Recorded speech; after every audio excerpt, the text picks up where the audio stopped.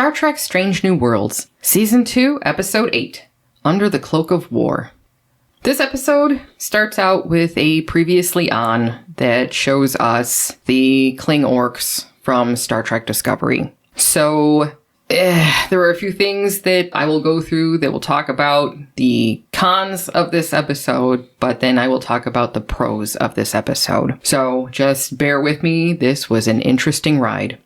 This episode actually starts with Captain Pike doing a captain's log. The Enterprise has been tasked with transporting a Federation ambassador, and this ambassador happens to be Klingon. This Klingon is a former general who defected to the Federation. The crew of the Enterprise have been ordered to make the ambassador feel welcome. The story that follows is what took place while the ambassador was on board the Enterprise, with flashbacks to the Klingon War, which we all know Mikey Spock started in Discovery, so that is one of the cons that I wanted to bring up about this story. The downside of this episode was also that it's still not giving us a hopeful Star Trek that gives us an idealistic future to shoot for. This story also further entrenches the Klingon War, started by Michael Burnham, and Spock seems out of place in this episode, and his relationship with Nurse Chapel is still an unwelcome insertion. That being said, this was by far the best episode of NuTrek we have ever been given by the writers of Secret Hideout. Was it perfect? No. But I actually enjoyed watching this episode, and I think this episode could hold up in any iteration of Star Trek, especially the darker ones when we are talking war stories. Now, there are spoilers ahead in what I'm about to say, so if anyone does not want this spoiled and they actually just want to check it out for themselves and form their own opinion, I recommend stopping now, because as I said, I'm going to go ahead and some plot points are going to be spoiled here. Go ahead, shut us off now if you don't want it spoiled. So, for everyone who's still here, in this episode, we learn that Nurse Chapel and Dr. M'Benga were at the same battle as this ambassador. And the ambassador has made a name and career for himself as the Klingon general who killed his own men to stop them from committing atrocities of killing civilians and children. And he's known as the Butcher of Jigal. Dr. M'Benga asks the ambassador which of his men fought the hardest when he killed them. The ambassador gives a name and a story around it. But Dr. M'Benga later tells the general that he's wrong. It was a different Klingon who fought the hardest. We learn that the ambassador did not kill his own men. He wasn't the Butcher of Jigal. We find out that it was actually Dr. M'Benga. At the end of the episode, we were watching Dr. M'Benga and the ambassador arguing. We were only seeing their shapes through a privacy screen. The whole incident began because the ambassador, he's been exposed as a liar, at least between him and Dr. M'Benga, but he's arguing with Dr. M'Benga that does that really matter if he's going around and he's bringing all of this peace now? That's going to be an interesting thing to explore. It actually made us think. And from Dr. M'Benga's perspective, he wanted nothing to do with this guy because he knew he was a liar. And when the argument is over between the two, we see that the ambassador is lying dead on the floor. He has been killed by the same knife that killed the other Klingons and was allegedly used by the Butcher of Jigal. And as we learned, that Butcher was actually Dr. M'Benga.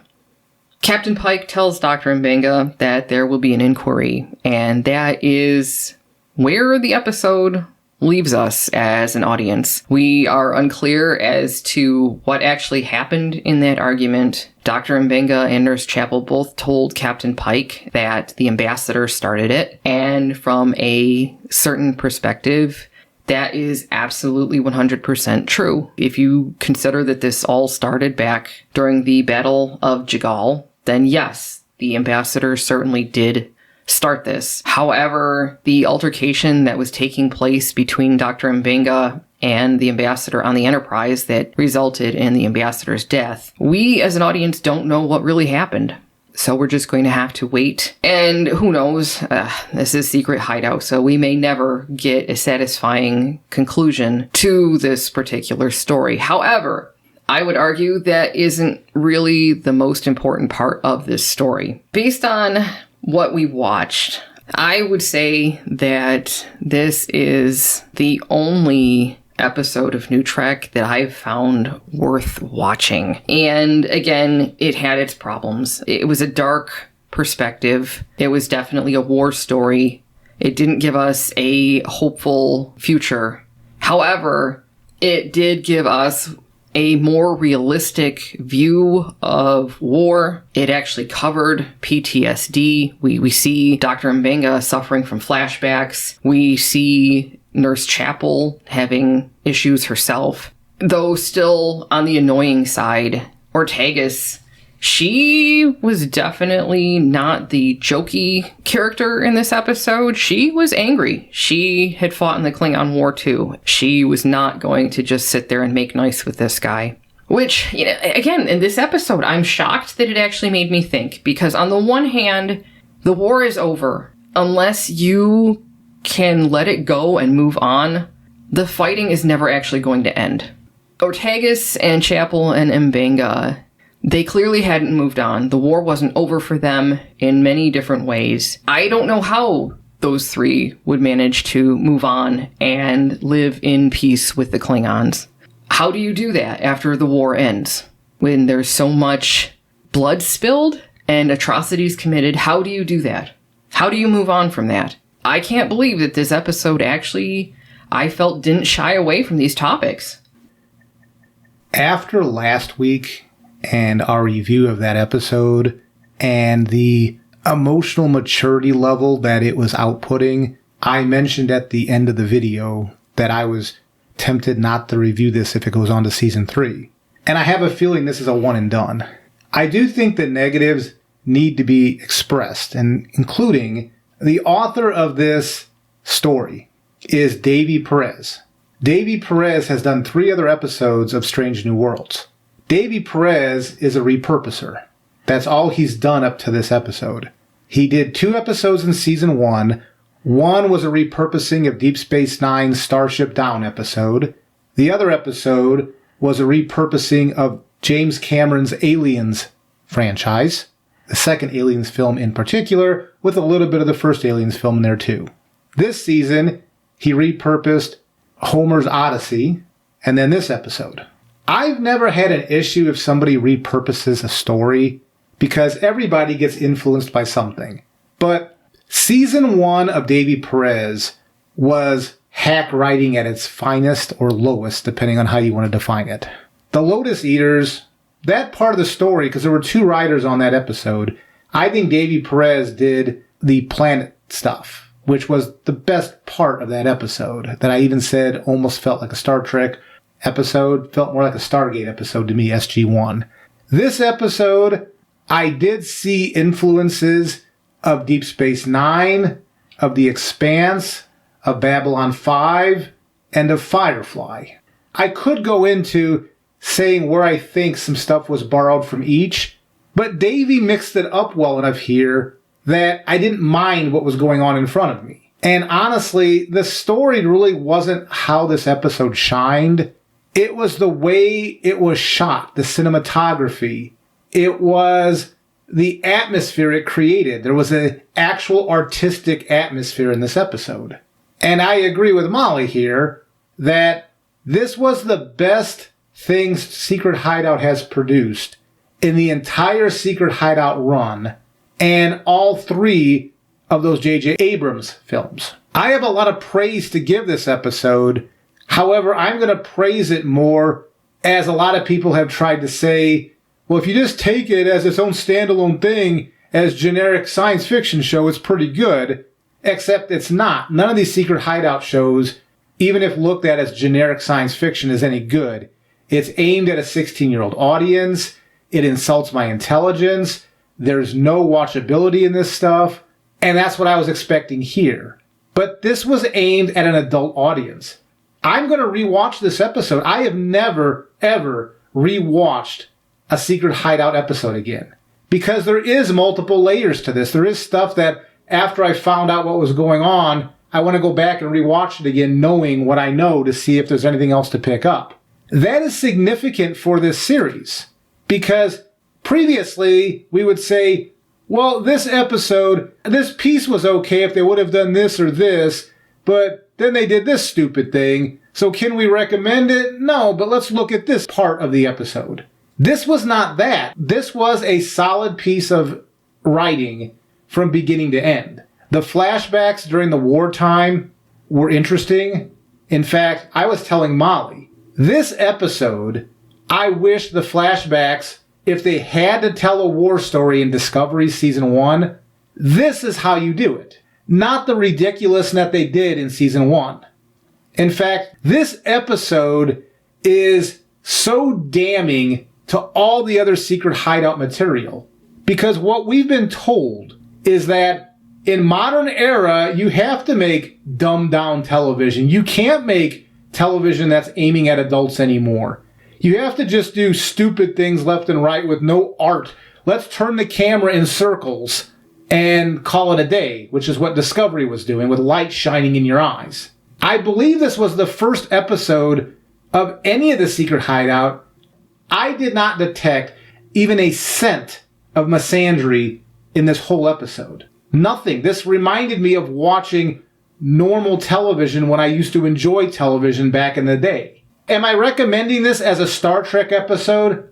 I think you have to decide as a viewer. I think if you're somebody who wants the optimistic view of Gene Roddenberry, I don't think you're going to like this episode any more than you like any other episode of Secret Hideout. However, if you're a Deep Space Nine fan and you like the war angle that they were doing in that series, I think this was a well-constructed story. If you like the Deep Space Nine war stories, I think you'll like this. And I cannot believe that we finally have an episode that we enjoy. This was the first episode, 4 seasons of Discovery, 3 seasons of Picard, and 1.5 seasons of Strange New Worlds as far as live action goes. And this is the first episode that I would say for an hour, I don't know how long the episode actually was, which is saying something too. This episode moved along really well, so I don't know how long it was. A lot of times, and when an episode is like 45 minutes, it's like, oh my God, we still got 20 more minutes to go because it's just so horrible. This was not that. There was a lot of atmosphere here. The flashbacks with M'Benga. That first episode of this season when you had Chapel and M'Benga and they were taking that roid or whatever it was, like that was stupid. They were flashing back to their old days, but that episode was just stupid, which is all Secret Hideout seems to know how to do, is stupidity. Here they actually talked about this. There was an Andorian in the flashback who wanted to have some of that super soldier formula, and M'Benga turned him down and said, no, I'm not giving that to you. They handled PTSD here, I thought, in a far more respectful and realistic way. And this is something that we've talked to a few people about, but last week in our comments, we had a commenter that kind of touched on this. It's not that we don't want to touch on aspects of, let's say, PTSD or ADD or loads of other things, like with Tilly. And I guess Tilly was trying to be an attempt at dealing with autistic people. But what Molly and I feel is Secret Hideout doesn't handle these topics well, and it turns out it's an insulting take on things. Or when in season 1 of Discovery, they were trying to tell a war story, and they were showing one of the fallen soldiers who was in some sort of wheelchair, and he lifted his drink at some sort of, rave party or something. And it was insulting because that felt like they were, spitting on the topic versus respecting the topic. Where this episode was dealing with PTSD, M'Benga in particular, we always thought that if given a chance to have a story, M'Benga could shine. And he did shine. And honestly, Nurse Chapel wasn't too bad in this either. Because the story itself in flashback, I believe Chapel and M'Benga were working at like a MASH unit. Is that how you were interpreting it during the Klingon War? Yes. And so you were getting the perspective of them at a MASH unit with all these people coming in.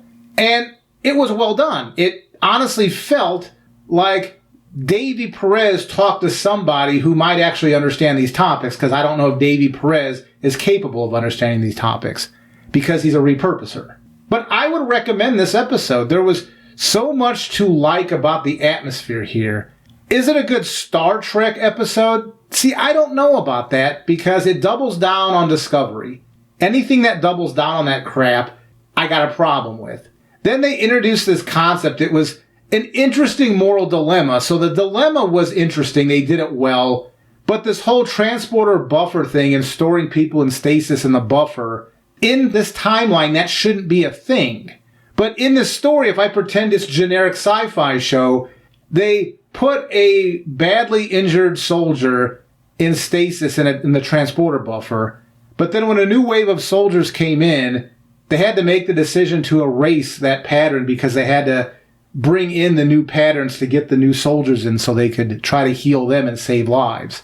It was well done. If I pretend that that's not goofing around with transporter technology in Star Trek and pattern buffer, and I just say, nope, that's a generic science fiction thing, that was well done. There was an ethical dilemma there, like an adult ethical dilemma, not what was happening last week with two people running up and down making fools of themselves. Well, and it also wasn't treated as no big deal. Nurse Chapel was very distressed by what Dr. Mbenga did in erasing the pattern from the buffer. But, you got to sit there and think to yourself, that's one soldier, and you have how many coming in, and they needed that buffer. And so, the needs of the many. It was so weird because last week was that train wreck. Next week was the musical, which is interesting because I could have swore this week was the musical episode. In fact, in our last review, we were even dreading this being the musical episode. I thought this was going to be the musical episode, too. As I said, I'm suspicious. I'm tempted to try to scour the internet to find a place where they actually still have this week listed as the musical episode. But you know what? Maybe I'm wrong. Maybe it was just their marketing that confused us. But I really thought this week was supposed to be that. And what I don't understand is this was a well-done piece of television.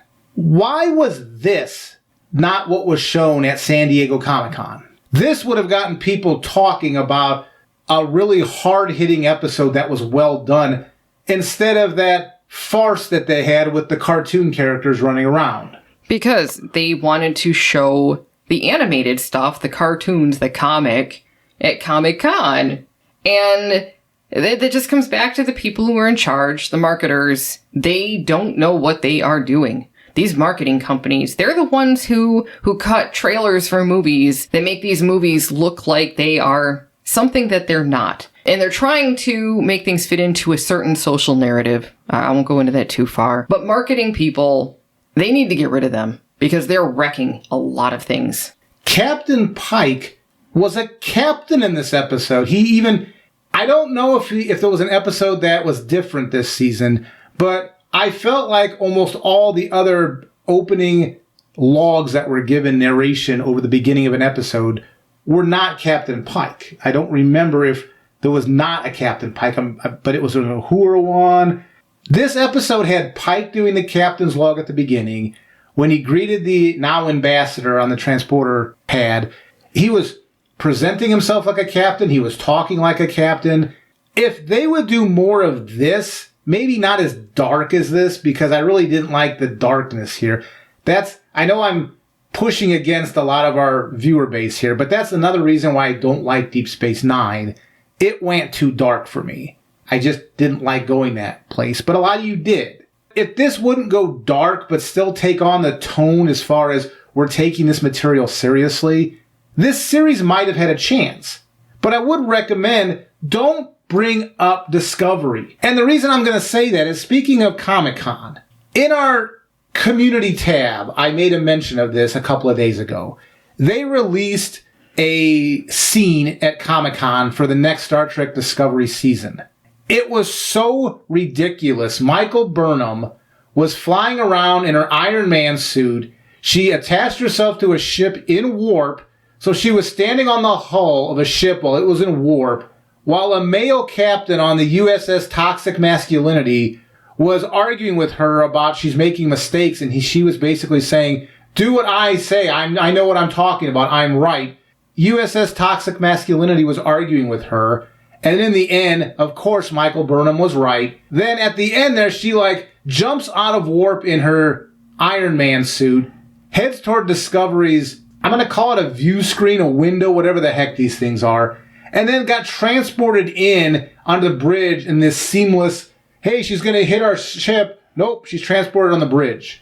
It was some of the most ridiculous things I've ever seen in my life. And that's comparing it to last week, too, because last week with those lower deck characters, that's some of the most ridiculous stuff I've ever seen, and not in a positive way. This was worse. And then you see this Discovery on the same week. Yeah. I see a huge qualitative difference between this episode that we just watched of Strange New Worlds and what you just described in that Star Trek Discovery next season scene, as well as the crossover episode of Strange New Worlds and Lower Decks. If other people don't see a qualitative difference between this episode of Strange New Worlds and those other things, then I think I understand where there's a disconnect as to why they like this stuff and we don't. Because to us, there is a huge difference. This episode, I liked it because it made me actually think about things. There were so many ethical dilemmas throughout this episode. There were more in this episode than there have been in all other NuTrek combined. Going back to season 3 of Picard, that people who follow us know we did not like season 3 of Picard. Other than having iconography that was closer to TNG era, we didn't like it. We had that, was it Vatic? Was that the Penguin? Yeah.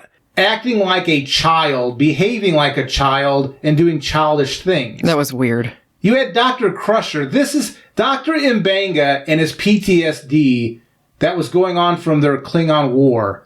I could see why he might be a murder machine. Oh, yeah. Dr. Crusher being the murder machine, they didn't establish any reason why Dr. Crusher went from the ethical healer in TNG into the murder machine that she was in Picard Season 3. Well, you don't know what she's been through during the past, 30 years. Because they didn't show it to me. Of course I don't know. Exactly. And that's what it comes down to, that show don't tell thing. They didn't show us.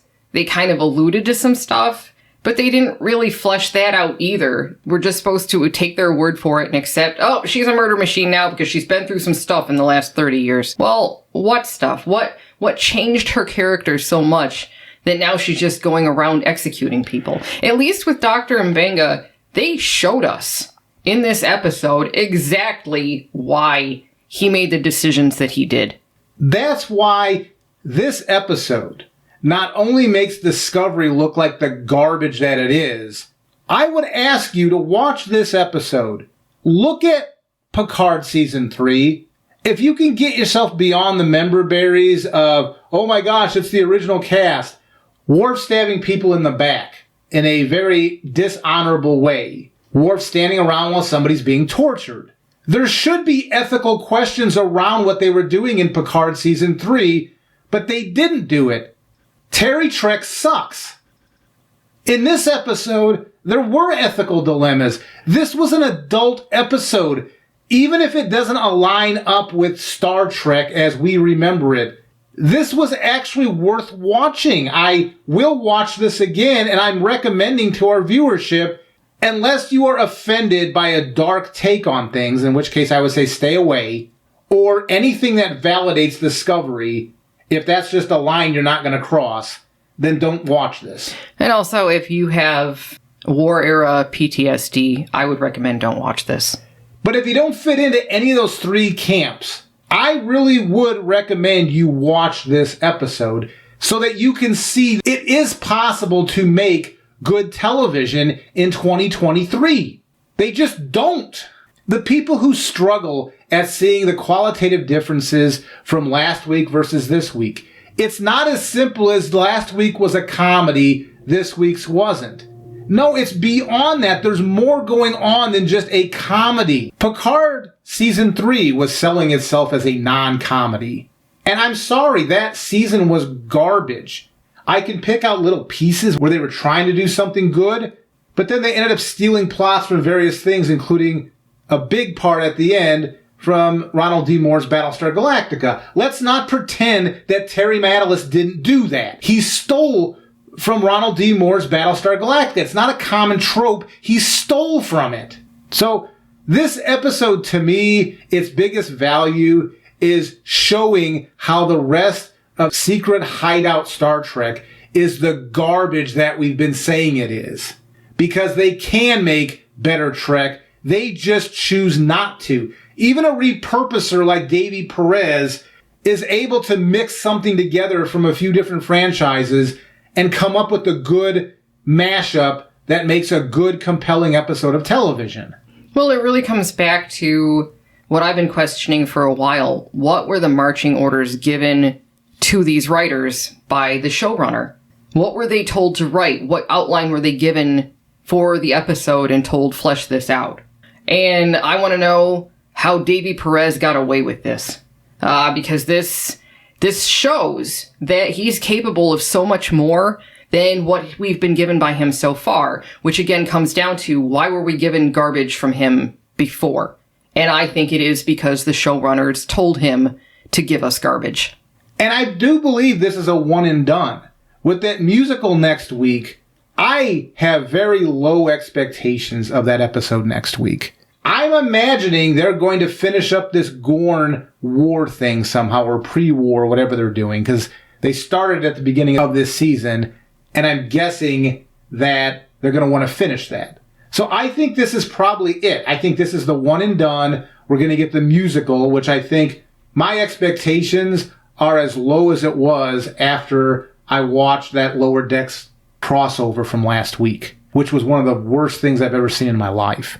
And I have no hope that this series overall is going to right itself. But who knows? Maybe this was a turning point. Maybe Akiva Goldsman, maybe at this point they kicked him out of the production and we just haven't heard about it. So maybe from this point on, with Akiva out of the way, they're going to write decent stories. They still may not be Star Trek stories, but at least they're good stories, good science fiction stories. I'm still going to be on the lookout for how they write these stories in the future. Retrospectively, I might have to look back and say, you know what, they had an agenda with that episode. Davy Perez's writing fulfilled it. That could happen, because I think a lot of what NuTrek has been written the way it has been for a reason. And I'll just leave it at that. The actor playing the Klingon, the central Klingon in this episode, he did a really good job. Do I believe he was playing a Klingon? I mean, it didn't feel like he was playing a Klingon to me, but I just imagined it was some different alien race, and it worked for me.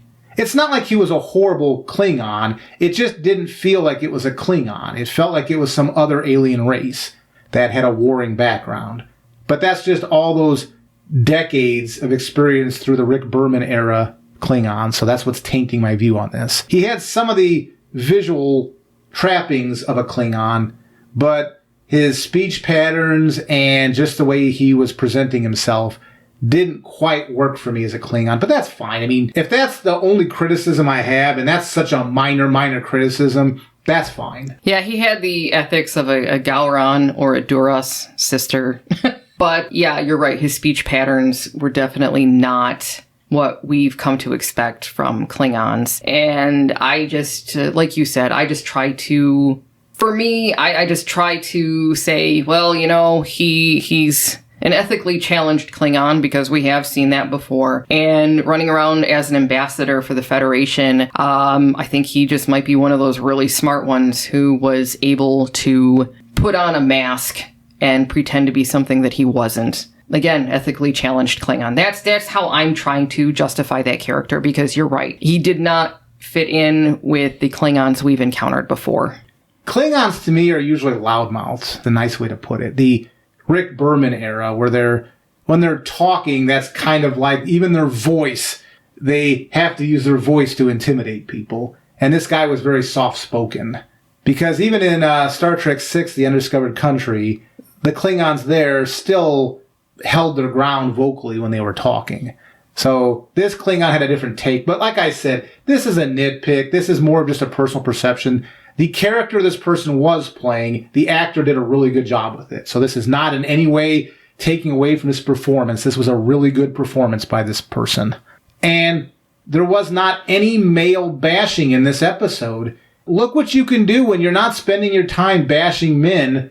You can put together a good story. Who would have thought that, huh? Except everybody in our comment area pointing out, why don't you stop doing that and spend more time writing a good story and less time figuring out ways to bash men? And hey, you do that, and it's a good story. Jeez, go figure. Yeah. So, for me, I don't know if I have anything more to say. It's not like I'm saying this like, oh my gosh, there's nothing to talk about here.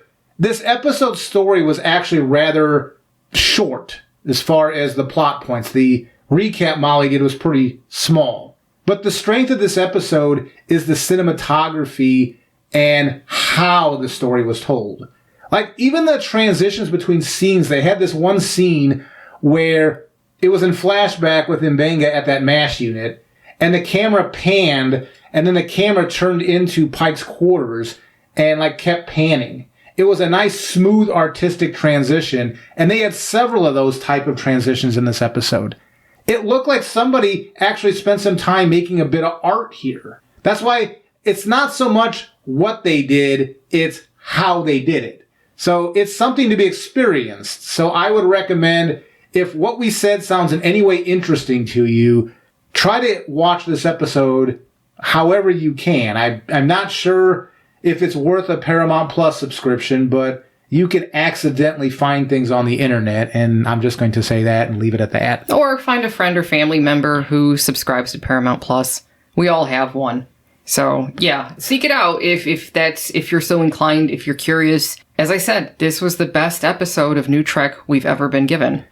Previously, we'd be like, well, because we thought like the Una Trial episode was probably one of the better, if not at that time, I think I said it was the best of the series, but I still caveated the crap out of it. There's no caveats here other than the dark episode take and it reinforcing Discovery. But as far as a standalone episode, no caveats. This was a good episode in my opinion, and the best JJ Trek and Kurtzman Trek have ever produced, in my opinion. Yeah, I mean, there was one scene with Spock talking to Nurse Chapel, but there really wasn't any kind of physical affection or anything, thank God. And they just talked to each other. I think that even without their now intimate relationship, that still could have been a conversation that took place between Nurse Chapel and Spock, just as shipmates. So I say, yeah, if you have an opportunity, watch this episode.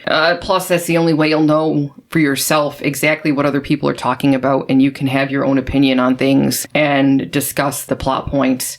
I highly encourage it. I wish all of NuTrek was like this, but obviously this is one data point in a giant sea of shit that we've been getting since, 2017? Is that when this iteration started with Discovery? Well, yeah, but something before like that, the JJ films were mentally short. True. I was just thinking the episodic, allegedly. Yeah, I think Discovery was 2017. So if we're counting Discovery, then yeah. Yeah. 6 years? Yeah. 6 years. But it feels a lot longer. Yeah, it does. The cartoons, like Lower Decks and Prodigy, I try not to be uber critical of those because they're upfront with what they're making. They're making children's material. And by children, we just mean that they're target marketing to a specific demographic, and their aim is to try to get kids and teenagers and early 20s, that demographic, to get into Star Trek. And I knew to stay away from that stuff. I mean, I tried both of them, and I didn't care for either. Of the two, even though Prodigy is aimed at a much, much younger audience than Lower Decks, I think Prodigy was the better show of what I watched. Because Lower Decks, I didn't like at all. But I pushed those aside as like, not for me. I'm not going to judge something that's not for me. That's why we don't review those.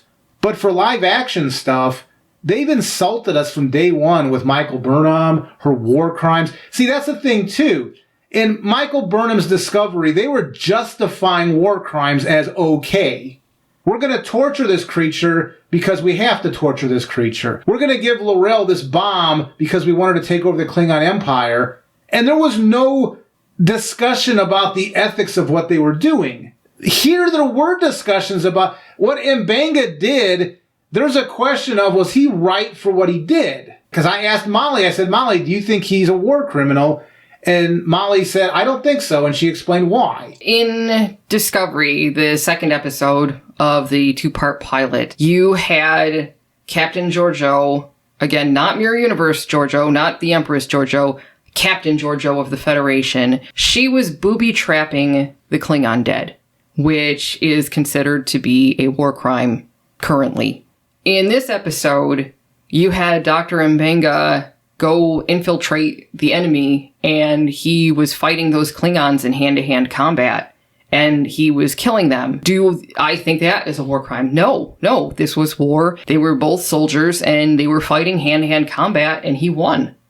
So no war crimes detected. The war crimes that were committed in this episode were by the Klingons when they were going through executing civilians, including the little children. And they were treated as such. Yes. See, that's the difference here. That's why Discovery is garbage. That show is garbage. I cannot say with enough emphasis what a piece of garbage Star Trek Discovery is. Now, after they went to the future and they tried to soften Michael Burnham up, it got less war crimey. But you can't recover from that. When I'm watching this episode, and I know Michael Burnham and her arrogance started that war, and we now get to see the results of what Michael Burnham, by not following orders, we get to see what Michael Burnham's cost was. Mm-hmm. That's the damning piece of this. M'Benga and Chapel and Ortegas and whatever trauma they've been through in that war, that's Michael Burnham's fault. Yeah, I don't know that there's much else to say beyond that. As I said, if this is something you're inclined to watch, I say watch it. And I am definitely looking forward to having a discussion about this, because there was actually stuff to talk about from an ethics perspective with this episode, especially the way it ambiguously ended with Dr. M'Benga. And we don't know if he just picked up that knife and just executed that Klingon, or if they really were fighting over that. We don't know. This episode, again, I am in shock. I really am. I didn't think they had it in them. From Davy Perez, the repurposer. Again, it comes back to how much of that was him and how much of that were his marching orders. And it also comes back to part of why the writers are on strike right now, because they are talking about using artificial intelligence in writing. When they're talking about not using it, or at least the company's not using it. Yeah, so I don't know what the real story is behind all of that, but I would be interested now to maybe look into that a bit further, because if this was something that was actually written by Davy Perez and not given an outline by AI, like I think a lot of the other episodes have been, yeah, I'm very interested to know. Very interested to know. Yeah, that's one of the theories Molly and I talked about offline. Molly brought this up. She's like, I wonder if Secret Hideout is using something like ChatGPT to come up with an outline synopsis of what they want their story to be, and they hand it off to the writing staff and say, fill in the missing pieces, but this is your story you're going to tell. I've said that in a few of our critiques here, but, But now, we're not joking. I know that sounds like I was never joking. Like that's a nice dig you could get in, but we're actually serious about this. Because we had online, we saw somebody who did just this. They went to ChatGPT and said, tell me a Star Trek story that does this, this, and this. And the ChatGPT came back and gave a little paragraph of what it came up with. So we're not joking, and given what the writers are pushing for in their new contract. Yeah. They're saying they don't want AI used. Well, what's the implication there? Have these people been given from these producers at the higher ups this is the synopsis that ChatGPT came up with. Fill it in. We're putting it out for an episode. Well, I think they have been, because as I said, I've been thinking this for a while. And the reason that I originally started thinking this is because no writer sits down and says, all right, I'm going to steal this piece from this show and this piece from this show and this piece from this show, and I'm going to write an episode for this show here. No writer sits down and starts thinking that way. No one. A suit executive would say, I want you to write something in the genre of this, this, and this, and say, here, you go write this. And if they were given a computer program that would allow them to do that and then hand that off to a writer and say, flesh this out, you bet your ass that suit would do that. It reminds me of the TNG episode with Moriarty and Dr. Pulaski, Data and Geordi. When they were initially trying to challenge Data, they started up a holodeck program that said, tell a Holmes-like story that would, we can go ahead and use for Data to play around in. And what it came up with was just a mashup of different Sherlock Holmes books or plot lines. And Dr. Pulaski called it out for the fraud that it was, where all you're doing is doing a mashup of stuff that happened before. Because that's all the computer was capable of doing. Which is what we've been getting in a lot of these TV episodes. They're just mashups, just like that episode of The Next Generation when Dr. Pulaski rightfully called out fraud. This isn't testing anything. You're just mashing up stuff that was already written and you're mashing it up together. Yep. Yeah. Yeah. So, like I said, I would be interested to know the story behind this story because this was actually well done. Maybe he was giving marching orders saying, well, here, this part of Babylon 5, this part of Firefly, this part of this episode of... Well, they kept calling him the Butcher. And then his background, that reminded me of a little bit of the Butcher of Anderson Station. From The Expanse, yes. And then there's some Babylon 5 in there. And Firefly, when Mal and Zoe were remembering back when they were at that pivotal point, I think that was in the first episode of the series, reminded me a lot of that MASH unit that the M'Benga and Chapel were at. But it was mixed up enough where, I can't definitively say Davey stole from there.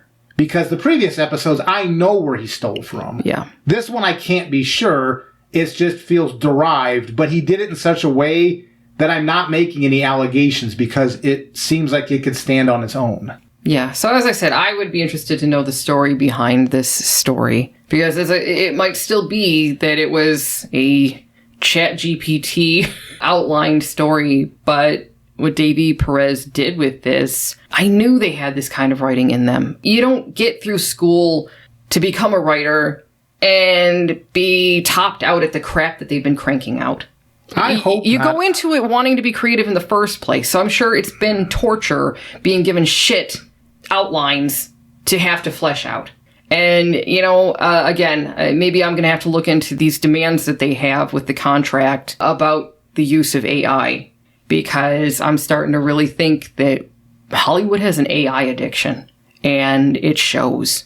And if we can get rid of that, I think we could have a whole renaissance of good stories again. Yeah, but not until they get rid of the misandry. Well, yeah, but how much of that is due to, again, suit influence telling them we want this aspect in the story too? What I'm saying is removing AI isn't going to remove that. Even if the writers get what they want and ChatGPT can't be used for suits to give you an outline, the suits are still going to say, and put a bunch of man-hating stuff in there too. Something bigger has to change to get that other piece out of there, because that's not AI that's doing that. Well, that's true. That's very, very true. So, yeah, it's only one part of the problem. But anyway, this has gone on a little bit longer than I thought it was going to go. So... anybody else watch this episode? I definitely am interested in your take on this. I'm blown away because this proves everything we've been saying about NuTrek all along. They're better than this. Anyway, leave your comments in the area below. Take care.